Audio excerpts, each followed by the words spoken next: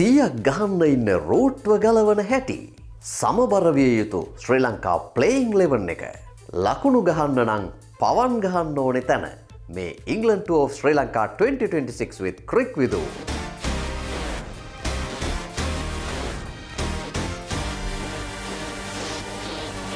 ඔබේ නිවසට හෝ ව්‍යාපාරයට අවැසි අලුත්ම ව්‍යායාම් සහ කාය වර්ධන මෙවලම් ඕනෑම කෙනෙකුට සරලන පරිදි වර්ග රැසකින් තෝරාගත හැකි අලවිසැල් මාදිවෙල ගාලුපාර කොළඹ 3 GS Sports ව්‍යායාමයේ විප්ලවීය වෙනස 2026 වර්ෂයේ විශේෂ දක්ෂතා දක්වන අයටත් අපේ විශේෂ තෑගි තියෙනවා.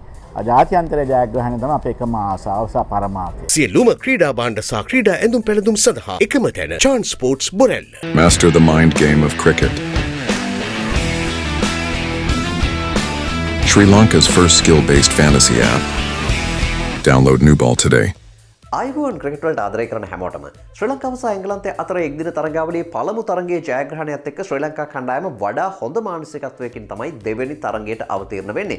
එංගලන්තයේ ඉන්නේ වෙඩි කාපු ඌරෝ වගේ ඔවුන් අලුබඳුන පරාජයට පත් වෙලා නයිට් ක්ලබ් වල නෝන්ඩි වෙලා ඒ වගේම 2027 ලෝක කුසලාන තරගාවලියේ ඩිරෙක්ට් ක්වොලිෆයිං වීමෙන් එළියට විසවීමේ අවදානමක ඉන්න නිසා ඔවුන්ට මේ ප්‍රතිඵල ඉතාමත්ම ලොකු පීඩනයක් බවට පත් වෙනවා. ඉතින් මෙවන් වාතාවරණයක් මැද තමයි එංගලන්ත කණ්ඩායම මේ තරගයට අවතීර්ණ වෙන්නේ.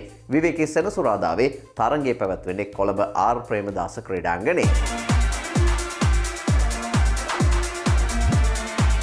පළමු තරගයට වඩා වෙනස් කාලගුණයක් දෙවන තරගයේ පවතින්නේ උෂ්ණත්වයේ අඩුවීමක් අපිට බලාපොරොත්තු වෙන්න පුළුවන්. 25 වෙනිදා ඒ කියන්නේ ඉරිදා අලුයම් කාලයේදී තරමක වර්ෂාවක් කොළඹට ඇද වැටෙන්නට නියමිතව තියෙන බවයි අන්තර්ජාතික කාලගුණ වාර්තා සඳහන් කරන්නේ. මේ තත්ත්වයක් එක්ක පළමු තරගයට වඩා උෂ්ණත්වයේ අඩුවීමක් අපිට පෙන්නුම් කරනවා. සෙල්සියස් අංශක 29ක වගේ උෂ්ණත්වයක් තමයි දහවල් කාලයේදී බලාපොරොත්තු වෙන්නට පුළුවන්. රාත්‍රී කාලයේදී මේක සෙල්සියස් අංශක 27ක් පමණ දක්වා අඩු වෙනවා. ඒ වගේම සුළං වේගයේ අඩුවීමක් බලාපොරොත්තු වෙන්න පුළුවන්. කලින් තරගයේදී පැයට කිලෝමීටර 20 ඉක්මවපු මධ්‍යහ්න සුළං වේගයක් තිබුණා. නමුත් මෙවර පැයට කිලෝමීටර 16ක පමණ සුළං වේගයක් තමයි පවතින්නේ. දිවා කාලයේදී මේක ක්‍රමක්‍රමයෙන් අඩු වෙලා රාත්‍රී කාලයේ වෙද්දී පැයට කිලෝමීටර 6ක් පමණ දක්වා අඩු වෙනවා. දකුණු දිශාවට තමයි සුළඟේ වේගය පවතින්නේ. මේ තත්ත්වයක් එක්ක පළමු තරගයට වඩා පින්න තත්ත්වයක් අපිට දෙවෙනි තරගයේදී බලාපොරොත්තු වෙන්නට පුළුවන්. අනුව 25 වෙනිදා අලුයම් කාලයේ ඇතිවෙන්නට තිබිච්ච වර්ෂාව අද රාත්‍රියේ ඇතිවෙන්නට වැඩි ඉඩකඩක් තියෙනවා කියලා තමයි මේ අන්තර්ජාතික කාලගුණ වාර්තාවේ සටහන් වෙන්නේ. මේ කාලගුණ වාර්තාවේ සටහන් වෙන ආකාරයෙන්ම රාත්‍රී 8 ඉඳලා රාත්‍රී 10 පමණ වෙනකල් කඩින් කඩ වැසි ඇද වැටුනොත් තරගය ක්‍රීඩා කරන්නට අපහසු තත්වයක් උදා වෙනවා. හැබැයි මේ වෙලාවන් එහාට මෙහාට වෙන්නට පුළුවන්. දැන් ඊයේ රෑ තිබිච්ච කාලගුණ වාර්තාව අද වෙද්දී වෙනස් එකක් බවට පත් වෙලා තියෙනවා. ඉතින් අපි බලාපොරොත්තු වෙමු මේ තරගයේ කාලගුණේ බාධාවකින් තොරව පවත්වන්නට හැකියාවක් ලැබෙයි කියලා. මොකද මේ කාලගුණ වාර්තාවන් සියල්ලම සම්පින්ඩණය කරලා ගත්තාම මේ වර්ෂාව මේ වෙලාව තුල ඇද නොවැටෙන්නටත් සම්භාවිතාවක් තියෙනවා කියලයි විදූ දකින්නේ.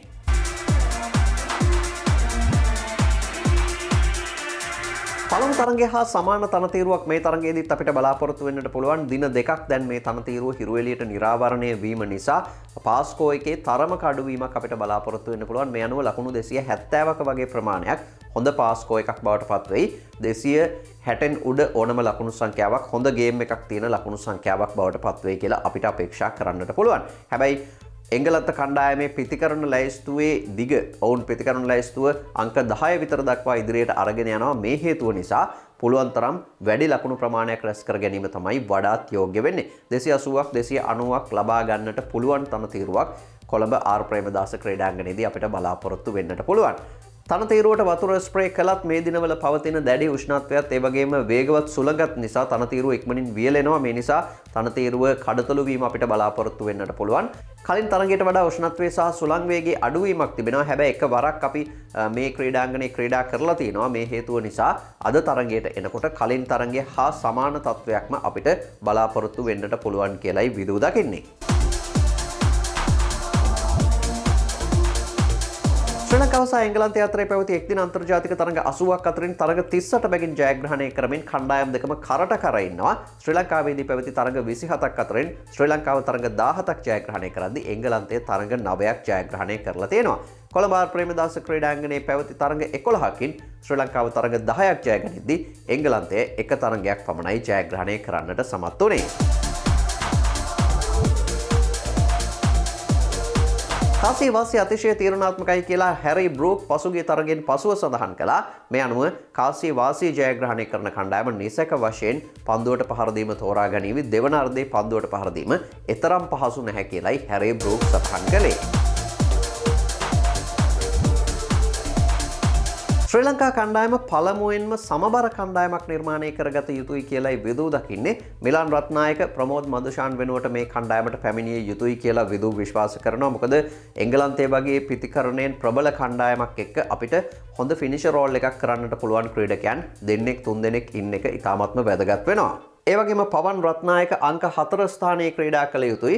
ධනංජය ද සිල්වා ෆ්ලෝටින් බැටර් කෙනෙක් විදිහට භාවිත කරන්නට පුළුවන්. මුල් පෙළ ප්‍රතිකරණය කඩා වැටුනොත් ඔහු අංක 5-6 ක්‍රීඩා කරලා ඉනිම ස්ථාවර කරලා ගේම් එකට එකක් පිටිපස්සට ඇදලා දෙනවා. ඒ වගේම ගේම් ප්ලෑන් එකට අනුව අපේ ප්‍රතිකරණය යනවා නම් අංක 8 පන්දුවට පහර දෙන්නට ඔහුට හැකියාව තියෙනවා. මේ ගැන අපි වැඩිදුරටත් 360 overview එකේදී කතා කරමු. එංගලන්තයේ එක වෙනසකට යයි කියලා විදු අපේක්ෂා කරනවා. විල් ජැක් සුවේ ලබලා ඉන්නවා නම් ඔහු රෙහාන් අහමඩ් වෙනුවට කණ්ඩායමට ක්‍රීඩා කරයි. යම් හේකින් විල් ජැක්ස් තවදුරටත් සුවේ ලබලා නැත්නම් බ්‍රයිඩන් කාස් මේ කණ්ඩායමට එන්නත් ඉඩකඩ තියෙනවා කියලායි විදූ දකින්නේ. එංගලන්තයට පවර් ප්ලේ එකේ හොඳ පේස් ඇටැක් එකක් නොමැති වීමත් පළමු තරඟයේදී තදින් බලපාපු කාරණයක්. පැයට කිලෝමීටර් 140 සීමාවේ පන්දු යවන්නන් දෙන්නෙක් අන්ත දෙකෙන් ක්‍රියාත්මක වුණොත් ඔවුන්ට වඩා සාර්ථක ප්‍රතිඵල ගේන්නට ඉඩකඩ තියෙනවා.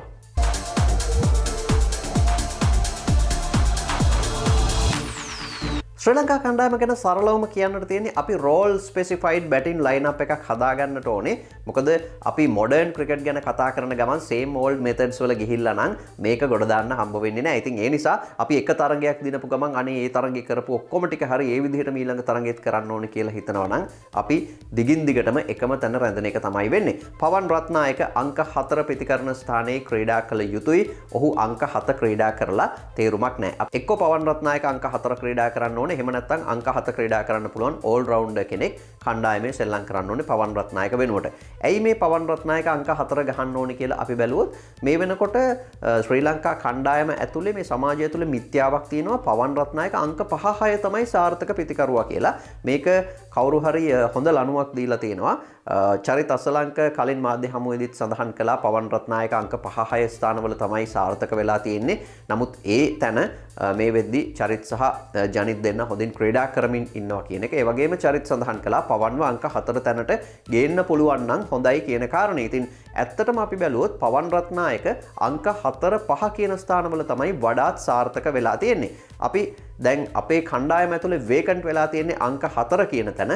මෙතන හොඳ ලොකු ඉනින් එකක් ගහන්නට පුළුවන් ක්‍රීඩකයෙකුගේ අඩුවක් අපිට තියෙනවා. එතකොට පවන් රත්නායක පළමු පෙළ පිටි එහෙම නැත්නම් ඔහු ක්‍රීඩා කරපු ලිස්ට් A තරඟවලදී සීමිත පන්දුවාර තරඟවලදී දේශීය පිටියේදී ශතක 6ක් වාර්තා කරලා තියෙනවා. මේ ශතක 6න් ශතක 3ක් වාර්තා වෙලා තියෙන්නේ අංක 4 ස්ථානයේ ඔහු ක්‍රීඩා කරද්දී. එතකොට කවුද මේ ලණුවක් දෙන්නේ අංක 4 තැන පවන් රත්නායකට ක්‍රීඩා කරන්න බෑ අංක 5-6 තැන තමයි ඔහුට ක්‍රීඩා කරන්නට පුළුවන් කියලා. ඊළඟට ඔහු අවසානයේට ක්‍රීඩා කරපු පළමු පෙළ තරඟයේදීත් ඔහු ඉනිම දෙකේදීම ශතක වාර්තා කරනවා. මේ ශතක වාර්තා කරන්නේත් අංක 4 කියන ස්ථානයේ. ඉතින් අංක 4 කියන තැන ශතක ගහන්න පුළුවන් 150 ඒවා ගහන ශතකයක් ගැහුවා මේක 150කට කන්වර්ට් කරන ප්‍රතිකරුවෙක් ගහන්නේ නැතුව DDS එතන සෙල්ලම් කරන එකෙන් තේරුමක් නැහැ. මේ තරඟාවලිය ඇසෙස් කරපුවාම එංගලන්ත කණ්ඩායමේ පන්දු යැවීම අතින් සාපේක්ෂව දුර්වල කණ්ඩායමක් එක්ක අපි ක්‍රීඩා කරන්නේ. එතකොට අපේ කන්ඩිෂන්ස් වල අපි ක්‍රීඩා කරන්නේ. එක් දින පිටියේ අපි හොඳ තැනක ඉන්නේ එංගලන්තයේ මේ වෙද්දි පහළ තැනක ඉන්නේ. ඔවුන් තමයි මේකේ ඉන්න අන්ඩර්ඩොග්ස්ලා බවට පත් වෙන්නේ එක් දින තරඟාවලිය ඇතුලේ. ඉතින් එතකොට අපි බලන්න ඕනේ ඊළඟ අවුරුදු එකහමාර ඇතුලේ අපි කොහොමද 2027 ලෝක කුසලානය සඳහා අපේ කණ්ඩායම හදාගන්නේ කියන එක. එතකොට අපේ මැද පෙළ පිතිකරණය වඩා ශක්තිමත් කරන්න ලොකු ඉනිම් ක්‍රීඩා කරන්නට පුළුවන් ක්‍රීඩකයෙක් විදිහට පවන් රත්නායකව අරගෙන ඇවිල්ලා අපි ඔහුව එතන සෙටල් වෙන්න ඔහුට කාලය දෙන්න ඕනේ. ඉතින් අපි අවුරුදු එකහමාරක් තියෙනවා නම් අපි මේක මේ තරගයේ ඉඳලා හරි පටන් ගත්තොත් අපිට සාර්ථක ප්‍රතිඵල ලබා ගන්නට පුළුවන් වෙයි. දැන් සදීර සමරවික්‍රම එතනට ඇවිල්ලා තියෙනවා. සදීර සමරවික්‍රම 40 50 ඒවා ගහලා තියෙනවා. කමිඳු මෙන්ඩිසුත් එක් දින පිටියේ යම් සාර්ථකත්වයක් පෙන්නපු ක්‍රීඩකෙක්. එතකොට කමිඳු සදීර දෙන්නම ඉන්නකොට අපිට ඕනේ වෙන්නේ තව එක්කෙනෙක් බලන්න ලොකු ඉනිම ගහන්න පුළුවන් කෙනෙක්. ඉතින් එහෙමනම් පවන් රත්නායකව අපි අංක 4 ස්ථානයේ ක්‍රීඩා කරලා ඔහුට අවස්ථාව ලබා දෙන්නට ඕනේ. ඔහුගේ තරඟ රටාව ඇතුළේ ඔහුගේ නෝමල් ගේම් එක සෙල්ලම් කරලා ඔහුට සාර්ථක වෙන්න. ඇයි දැන් මේ අපි අංක 4 ස්ථානයට ශතක ගහන පිතිකරුවෙක් හොයන්නේ? ශ්‍රී ලංකාවේ අවසන් අවුරුදු 10 ඇතුලේ අංක 4 පිතිකරුවෙක් ශතක වාර්තා කරලා තියෙන්නේ අවස්ථා 5කදී විතරයි. මෙතනින් දෙකක් දිනේෂ් චන්දිමාල් වාර්තා කරලා තියෙනවා. කුසල් මෙන්ඩිස් එකක් වාර්තා කරලා තියෙනවා. ඇන්ජලෝ මැතිව්ස් සහ සදීර සමරවික්‍රම තමයි අන්තිමට අංක 4 පිතිකරුවෙක් විදිහට ශතකයක් වාර්තා කරලා තියෙන්නේ. ලංකාවේ අරවින්ද ද සිල්වා සහ මහේල ජයවර්ධනගෙන් පස්සේ අංක 4 ස්ථානයේ ස්ථාවර සාර්ථක ලොකු ඉනිම ක්‍රීඩා කරන පිතිකරුවෙක් බිහි වෙලා නැහැ. එතකොට අපේ මැද පෙළ ප්‍රශ්නයක් තිබුණා. එතකොට මේ මැද පෙළ ස්ථාවර කරන්න දැන් චරිත් අස්සලංක එක පැත්තකින් ලකුණු රැස් කරනවා, ජනිත් ලියනගේ ලකුණු රැස් කරනවා. එතකොට අංක 3 ස්ථානයේ කුසල් මෙන්ඩිස් කලින්ට වඩා සාපේක්ෂව දියුණුවක් පෙන්නනවා. අංක 4 කියන තැන අපි ලොකු ඉනිම ක්‍රීඩා කරන ක්‍රීඩකයෙක් ගෙනාවොත් අපේ බැටිං ලයින් අප් එක වාර විදිහට ස්ට්‍රෝං වෙනවා. එතකොට 2027 ලෝක කුසලානයේදී අපිට තීරණාත්මක කාර්යභාරයක් කරන්නට හැකියාව තියෙනවා. ලෝකයේ අනෙක් රටවල් ගත්තාම ප්‍රමුඛ පෙළේ රටවල් වල අංක 4 පිතිකරුවන් කැපී පෙනෙන විදිහට සාර්ථක වෙලා තියෙනවා. මේ ඕස්ට්‍රේලියාවේ විතරයි ශ්‍රී ලංකාවට වඩා අඩු ශතක ප්‍රමාණයක් වාර්තා කරපු අංක 4 පිතිකරුවන් ඉන්නේ. හැබැයි ඒකට හරියන්න ඔවුන්ගේ මුල් පෙළ පිතිකරුවන් ලකුණු රැස් කරලා තියෙනවා. එතකොට අංක 4 පිතිකරුවන්ට කරන්නට තියෙන කාර්යභාරය අඩු වෙලා තියෙනවා. ඕස්ට්‍රේලියාවේ තරඟ ප්‍රතිඵල බැලුවාම අපිට මේක පැහැදිලිවම දැක ගන්න හැකියාවක් තියෙනවා. එතකොට පවන් රත්නායක කියලා කියන්නේ විශේෂිත ක්‍රීඩකෙක්. ඔහු ශතක 150 ඒව බවට පත් කරන ක්‍රීඩකෙක්. ඒ පොටෙන්ෂල් එක තියෙන ක්‍රීඩකෙක් ඉන්නකොට අපි ඔහුට සුදුසු තැනකට යොදලා ඔහුට ඒ සඳහා අවස්ථාව ලබා දෙන්න ඕනේ. ඒ තුල තමයි අපිට ඒ ක්‍රීඩකයාව අපිට ඵලදායී විදිහට නිර්මාණය කරගන්නට පුළුවන් වෙන්නේ. හරි. මේ තියෙන්නේ DDS ගේ එක් දින තරඟ වාර්තාව. බලන්න ඔහු වඩාත් සාර්ථක මොන භූමිකාවේද කියලා. එක්ක DDS ඕපන් ගහන්න ඕනේ. එහෙම නැත්නම් අංක 6 7 8 ක්‍රීඩා කරන්න ඕනේ. මේ කතාව මීට අවුරුදු 5කට කලිනුත් විදූ කියලා තියෙනවා. DDS කියලා කියන්නේ සම්පතක්, ඉන්ටෙලිජන්ට් ප්ලේයර් කෙනෙක්, ඉකොනොමිකල් ඕවර් දාන්න පුළුවන්, අලුත් පන්දුවෙනුත් පන්දු යවන්න පුළුවන් ක්‍රීඩකයෙක්, හොඳ පන්දු යවන්නෙක් වගේම හොඳ පන්දු රකින්නෙක්. අවුරුදු 8ක ඔහුගේ එක්දින ඉතිහාසයේ ශතක නැහැ. අර්ධ ශතක 10ක් තියෙනවා. ඒ කියන්නේ කෙටි ඉනිම ඔහු ක්‍රීඩා කරලා තියෙනවා. හොඳ සපෝටින් රෝල් එකක් ඔහු කරලා තියෙනවා. පළමු පෙළ පිටියේත් ඔහුගේ වැඩිම ලකුණු සංඛ්‍යාව බවට පත් වෙන්නේ ලකුණු 173ක්. පළමු පෙළ පිටියේ ගත්තත් ඔහුගේ ශතක 150වට කන්වර්ට් වෙලා තියෙන්නේ අඩු වශයෙන්. එතකොට ධනංජය ද සිල්වාගේ රෝල් එක මොකද්ද? අපේ මුල් පෙළ කඩලු 3ක් ඉක්මනට බිඳ වැටුනොත් ධනංජය ද සිල්වා අංක 5 ඇවිල්ලා ප්‍රතිකරණය ස්ථාවර කරලා ගේම් එක ටිකක් පස්සට ඇදලා චරිත සහ ජනිත්ට පිටියට එන්නට සුදුසු වාතාවරණය සකසනවා. ඒ වගේම අපේ මුල් පෙළ හොඳට ගිහිල්ලා මැද පෙළින් කඩලු ටික බිඳ වැටුනොත් ඔහුට අංක 7 ඇවිල්ලා පසු පෙළ පිතිකරුවන්ට ඕනේ විදිහට පසු පෙළ පිතිකරුවන්ට ගේම් එකට ඇවිල්ලා ගේම් එක හැන්ඩල් කරන්න පුළුවන් විදිහට පරිසරය සකසනවා. ඉතින් ඔහුට කරන්න පුළුවන් මේ වැඩේ ඔහුට කඩුල්ලේ රැඳී ඉඳලා ක්‍රීඩා කරන්නට පුළුවන්. ඒ වගේම අපේ පිතිකරණය අපි බලාපොරොත්තු වෙන විදිහටම හොඳට ගියොත් ඔහු අංක 8 පිතිකරුවා විදිහට එහෙම නැත්නම් අංක 9 පිතිකරුවා විදිහට ඉන්නවා. එතකොට අංක 9 වගේ තැනක ධනංජය ද සිල්වා වගේ පිතිකරුවෙක් ක්‍රීඩා කරන්නට පුළුවන් වාතාවරණයක් අපේ කණ්ඩායමේ නිර්මාණය වෙනවා කියලා කියන්නේ අපේ කණ්ඩායමේ පිතිකරණ ලැයිස්තු ඉතාමත්ම ප්‍රබල එකක් වෙනවා කියන කාරණය. මේ නිසා මේ පිතිකරුවන්ට සුදුසු තැන්වල ඔවුන් ක්‍රීඩා කරවල ඔවුන්ගේ උපරිම ඵලදායීතාවය ලබා ගන්න ඕනේ. අර මාළුවන්ට ගස් නගින්න දීලා ඒකෙන් මාළුවගේ ටැලන්ට් එක බලනවා නම් මාළුවා හැමදාම වැඩ බැරි කෙනෙක් විදිහට තමයි හංවඩු ගහන්නේ. පවන් රත්නායකගෙන් අපි බලාපොරොත්තු වෙන්නේ දිගු ඉනිමක් එක පැත්තක් අල්ලගෙන ලකුණු 140ක් 150ක් ගහලා දෙන එක තමයි ඔහුගේ රෝල් එක බවට පත් වෙන්නේ. ඉතින් ඔහුව ඒ සඳහා ඔහුට අවස්ථාව දීලා ඔහුට කොන්ෆිඩන්ස් දීලා ඔහුව ඒ සඳහා ගෲම් කරන්න ඕනේ. අංක 7 ස්ථානයේ ඇවිල්ලා ඔහුට කරන්න දෙයක් නැහැ. අංක 7 ස්ථානයේ ක්‍රීඩා කරන්න ඕනේ. පන්දු 20කින් ලකුණු 35ක් 40ක් ගහන්නට පුළුවන් ක්‍රීඩකෙක්. අපි හිතමු ධනංජය ද සිල්වාට මේ පිතිකරණ ලැයිස්තුවේ ෆ්ලෝටිං රෝල් එකක් ලැබිලා පිතිකරණයේ යෙදෙන්නට හැකියාවක් ලැබුණේ නැහැ කියලා. හැබැයි ඒත් කණ්ඩායමට පාඩුවක් වෙන්නේ නැහැ. මොකද ඔහුට පන්දුවෙන් කරන්න ලොකු රෝල් එකක් තියෙනවා. ඒ වගේම ඔහු පන්දු රැකීමෙන් ඉතාමත්ම සුවිශේෂී දායකත්වයක් කණ්ඩායමට ලබා දෙන ක්‍රීඩකයෙක්. ඉතින් ඒ නිසා අපි අනාගතය ගැන හිතනවා නම් මොලේ පාවිච්චි කරනවා නම් පවන් රත්නායක අංක 4ට ගෙනල්ලා දනාට ෆ්ලෝටිං රෝල් එකක් දෙන්නට ඕනේ.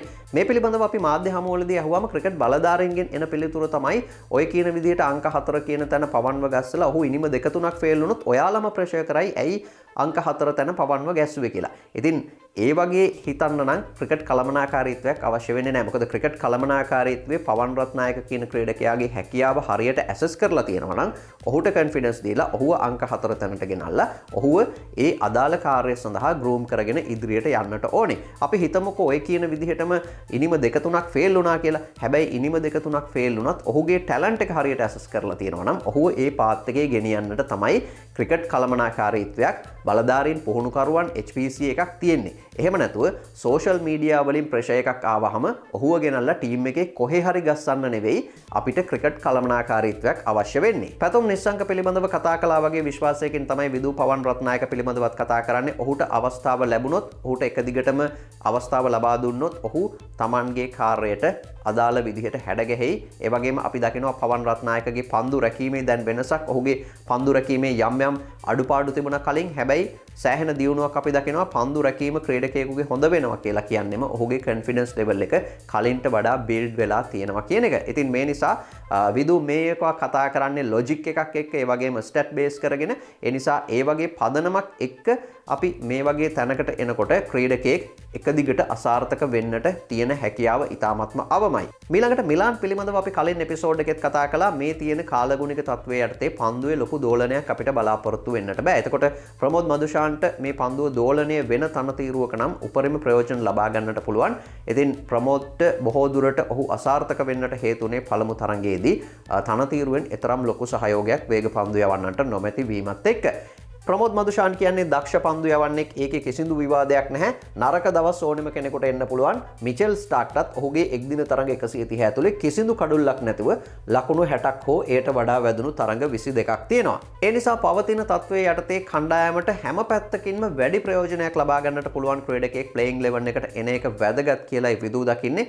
මිලාන් රත්නායක කියන්නේ උස ක්‍රීඩකයෙක්. අසිත ප්‍රනාන්දු ප්‍රමෝද් මදුෂාන් දෙන්න එක උස ක්‍රීඩකින් දෙදෙනෙක් එක ආකාරයේ වේගයකින් පන්දු යවන ක්‍රීඩකයෙක්. හැබැයි මිලාන් රත්නායක වගේ ක්‍රීඩකයෙක් ආවොත් මේ ෆාස්ට් බෝලර්ස්ලා දෙන්නගේ ලොකු වේරියේෂන් එකක් එනවා. ඔවුන්ගේ උස වෙනස්, ඔවුන්ගේ පන්දු යැවීමේ විදිය වෙනස්, ඒ වගේම ඔවුන්ගේ පන්දු යැවීමේ වේගය වෙනස්. මේ නිසා මේ පවතින කන්ඩිෂන් එකේදී මිලාන් රත්නායකට වැඩි ප්‍රතිඵල ලබා ගන්නට පුළුවන් කියලායි විදු දකින්නේ.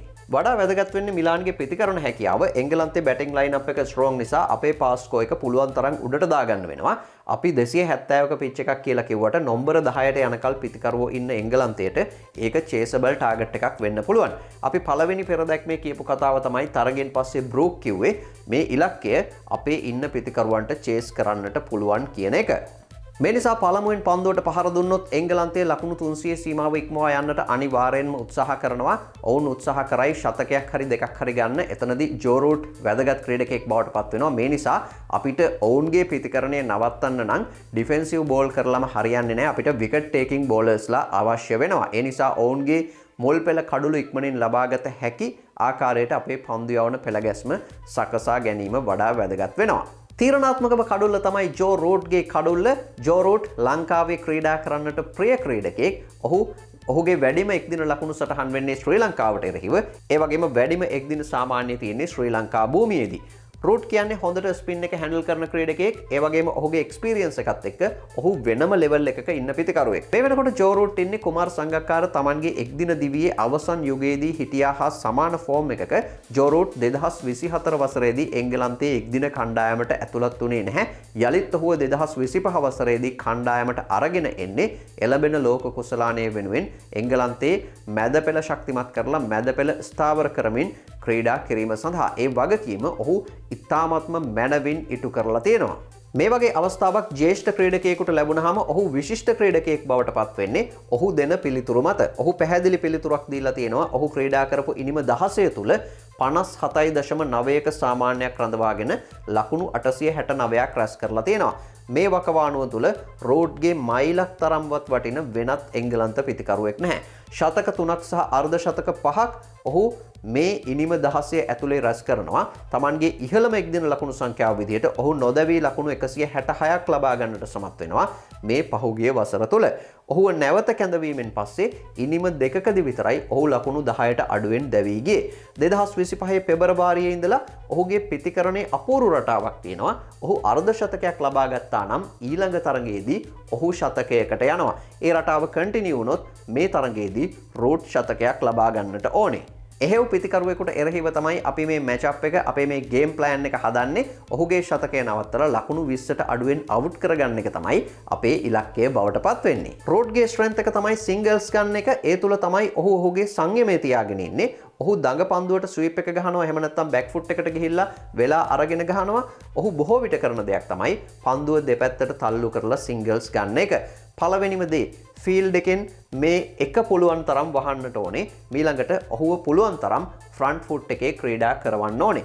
ජෝ රූට් වඩාත්ම දුර්වලයි වමත් වේග පන්දු යවන්නන් හමුවේ. හැබැයි අපිට වමත් වේග පන්දු යවන්නෙක් නැති නිසා ඒ ගැන කතා කරලා වැඩක් නැහැ. ඊළඟට දකුණත් වේග පන්දුව සහ දකුණත් පිටදඟ පන්දුව හමුවේ තමයි ඔහු වඩාත් දුර්වල වෙන්නේ. ඔහු පිටියට පැමිණි විගසම මිඩ්ලැන්ඩ් ඕෆ් ෆුල් ලෙන්ත් එකේ පන්දුව පිච් කරලා ඉන්ස්විං පන්දුවක් විදිහට පන්දුව කඩුල්ල තුලට යවන්නට ඕනේ. ඔහු මේ පන්දුවට ෆ්ලික් එකක් ගහන්නට උත්සාහ කරනවා. එතකොට ඔහුව එක්ක පන්දුව කඩුල්ලේ වැදීමෙන් බොහෝ දුරට කඩුල්ල මුවා කිරීමේ වරදට හසු වීමෙන් දැවී යන්නට ඉඩකඩ තියෙනවා. ඉතින් මේ ෆ්ලික් එක ඔහු හරියට ගැහුවොත් ඊළඟට ඔහුට පන්දු යොමු කළ යුතුයි ෆෝර්ත් ස්ටම්ප් එක පැත්තෙන් ෆුල් ලෙන්ත් එකේ ඒත් කඩුල්ල තුලට පන්දුව දෝලනය කරමින්. එයා ස්විං එකක් නැත්නම් පන්දුව සීම් කරලා හරි කඩුල්ල තුලට යොමු කළ යුතුයි.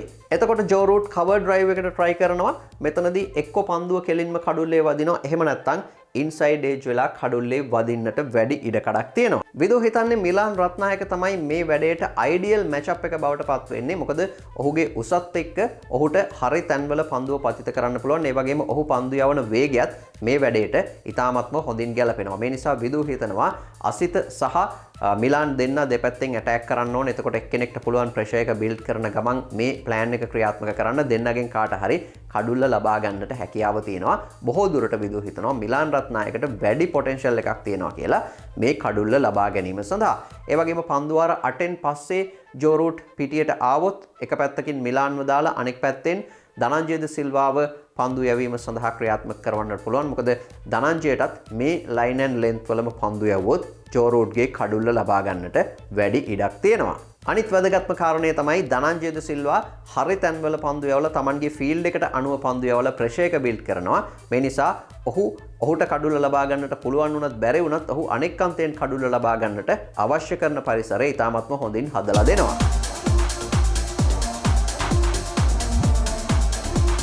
පැතුම් නිසංක ලකුණු 156ක් පසුපසින් ඉන්නේ ශ්‍රී ලංකාව වෙනුවෙන් වේගවත්ම එක්දින ලකුණු 3000 හිමිකරුවා බවට පත් වෙන්න පැතුම් නිසංක කොළඹ ආර් ප්‍රේමදාස පිටියේදී ලබා ගන්න දෙවන ශතකයට මේ තරගයේදී ගමන් කළ යුතුයි.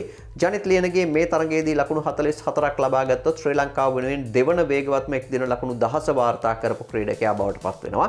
ධනංජය ද සිල්වා ලකුණු 125ක් පසුපසින් ඉන්නේ එක්දින ලකුණු 2000 සම්පූර්ණ කිරීම සඳහා. කුසල් මෙන්ඩිස් එක්දින ලකුණු 5000ක් සම්පූර්ණ කරපු 11 වෙනි ශ්‍රී ලාංකිකයා වෙන්න ලකුණු 156ක් පසුපසින් ඉන්නවා. ඉදිරි තරඟ දෙකේදී ඔහුට මේ කඩයිම පසු කළ හැකි නම් එය තමයි වටිනා කාරණය බවට පත් වෙන්නේ. ශ්‍රී ලංකා කණ්ඩායම පළමු තරගයේ ජයග්‍රහණය කළේ දුෂ්මන්ත චමීර වනිදු හසරංග මහේෂ් තීක්ෂණ අපේ අත්දැකීම් වැඩිම පන්දු යවන්නන් 3 දෙනෙක් නැතුව මේක ශ්‍රී ලංකාව පැත්තට තියෙන ලොකු ප්ලස් පොයින්ට් එකක්.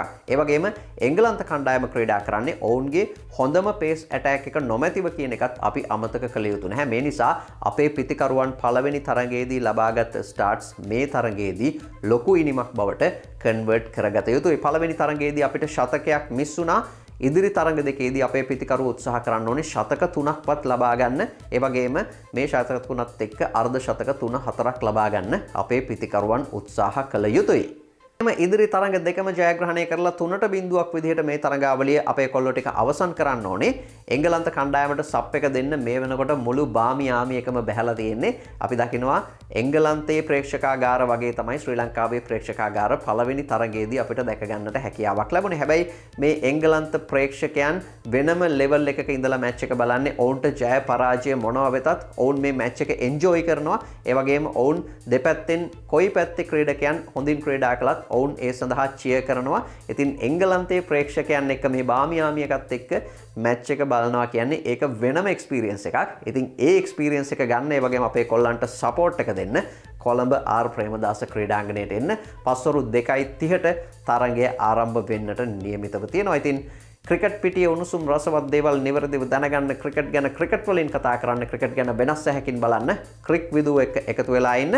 අනිවාර්යෙන්ම අපි ජයග්‍රාහී පසුදැක්මකින් හම්බ වෙමු. ක්‍රික් විදුව සබ්ස්ක්‍රයිබ් කරලා බෙල් අයිකන් එක ටැප් කරලා තියාගන්න. එතකොට විදුව වීඩියෝ එකක් අප්ලෝඩ් කරපු සැනින් ඔයාලට දැනගන්න හැකියාවක් තියෙනවා. අදට ගිහිල්ලා එන්න. ජය වේවා හැමෝටම.